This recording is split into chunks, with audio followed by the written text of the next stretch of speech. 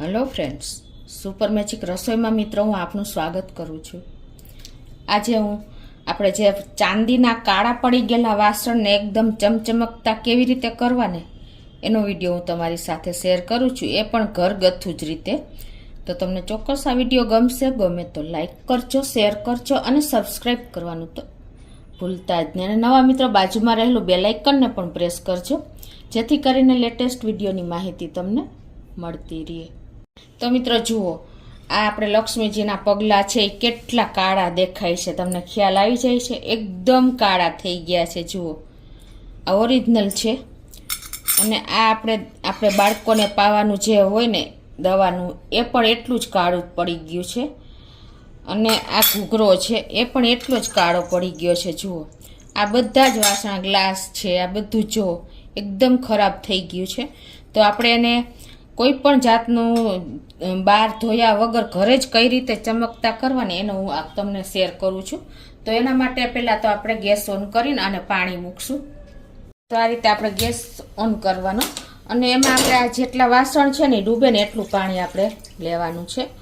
અને medium flame ઉપર આ પાણી આપણે આ રીતે ઉકળવા દેશું। અને એમાં આપણે હવે આ જે સિલ્વર ફોઇલ લેવાની છે, તો આ રીતે આપણે સિલ્વર ફોઇલને થોડા આવી રીતે પીસ લઈ અને આપણે એને થોડા ડિસ્ટન્સે પાણીમાં નાખી દેશું। આ રીતે તમારી પાસે ખરાબ સિલ્વર ફોઇલ હોય ને તો એ પણ ચાલે। અને પહેલાં આપણે જે આ જો ચાંદીના જે પગલાં છે એ છે, પછી આપણે આ પાવાનું દિવેલિયું છે,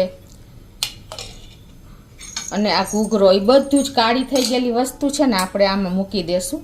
આ બધો ગ્લાસ જુઓ એની, એટલે આ બધું જ આપણે આમાં મૂકી દેશું। થોડુંક ડૂબે ને એટલું પાણી આપણે રાખ્યું છે, હજી થોડુંક નાખી દઈએ। આ રીતે આપણે પાણી નાખીને અને પાણીને ઉકળવા દેવાનું છે। આ જે ફોઇલ આપણે લીધી છે ને એને આપણે આ રીતે ડૂચો વાળી અને આપણે એને આવી રીતે પાણીમાં નાખી દેવાની છે। અને આને પહેલાં આપણે 5 થી 8 મિનિટ જેવું પહેલાં ઉકાળશું, હું તમને પછી વચ્ચે બતાવું। જો આપણે સિલ્વર ફોઇલ પણ કાળી જ થઈ ગઈ, જોઈ તમે? ખ્યાલ આવે છે તમને? જો આ રીતે, અને આપણે થોડું ફેર તો પડી જ ગયો। જો મિત્રો, આ ગ્લાસમાં જો છે,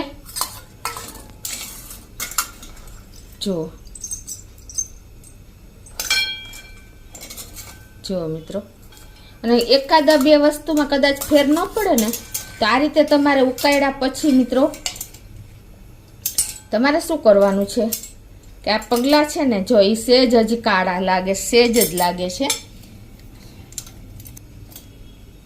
તો એને તમારે આ રીતે આપણો જે વાસણનો પાવડર હોય ને એનાથી તમારે સેજ ઘસી લેવાના, એટલે એકદમ ક્લીન થઈ જશે।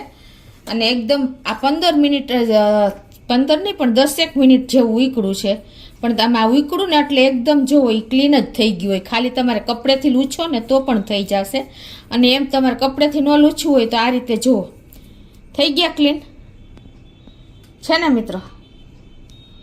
તો જો મિત્રો, આપણે જે વાસણ સાફ કરવાનો સફેદ પાવડર આવે છે ને, જો આ રહ્યો, એ તમારે પછી આ રીતે તમારે આવી રીતે 5 મિનિટ ઉકાળીને અને પછી તમારે ખાલી કાંઈ કરવાનું નથી, ખાલી પાવડર અડાડવાનો છે। જુઓ, આમ મેં ખાલી અડાડ્યો છે, જુઓ મિત્રો છે। અને સેજ તમે આમ અડાડશો ને એટલે એકદમ શાઇન આવી જશે। ઓલરેડી પાણીમાં તો સિલ્વર ફોઇલ સાથે એકદમ નબળા પડી જ, મેલ તો કપાઈ જ ગયો છે, પણ તમારે એકદમ ચમકતા કરવા આ રીતે પાવડર લગાવીને જરાક હાથ ફેરવી દેવાનો। જો મિત્રો છે ને કેવા કાળા પગલાં, ખબર નહોતી કે પગલાં છે એવા દેખાતા હતા, અત્યારે જુઓ તમે ચમકે છે મિત્રો, દુકાનમાંથી લઈને આવ્યા હોય ને એવા ચમકે છે। એ જ રીતે આ ગ્લાસને પણ આપણે સેજ ફેરવી લઈએ, જતું તો રહ્યું જ છે, પણ તમને ખાલી તમે પાવડરવાળો હાથ મારી દેશો ને એટલે એકદમ સરસ, જો આપણે પાણીની જરૂર નહીં પડે, એટલો સરસ થઈ જશે। જો છે ને, જો મિત્રો આ ગ્લાસ કેવો હતો। તો મિત્રો જો આને આપણે ચોખ્ખા પાણીએ પણ ધોઈ લીધા છે, અને જો અત્યારે મારે કાંઈ કહેવાપણું છે જ નહીં, છે ને મિત્રો, એકદમ ચમકતા આપણા વાસણ થઈ ગયા છે મિત્રો। પ્યોર ચાંદી છે, દુકાનેથી લાવ્યા હોય એવા બધા જ જો તમને બધા લૂછી લૂછીને બતાવી દો. પાણી પડે છે તો જો આ ઘૂઘરો કેવો હતો. પછી આપણે આ લક્ષ્મીજીના પગલાં કેવા હતા મિત્રો, ખ્યાલ આવે છે તમને? તો આ આપણે બાળકને પીવાનું આપણે જે હતું એ કે વાસણ કેવું થઈ ગયું જો, એકદમ કાળું હતું.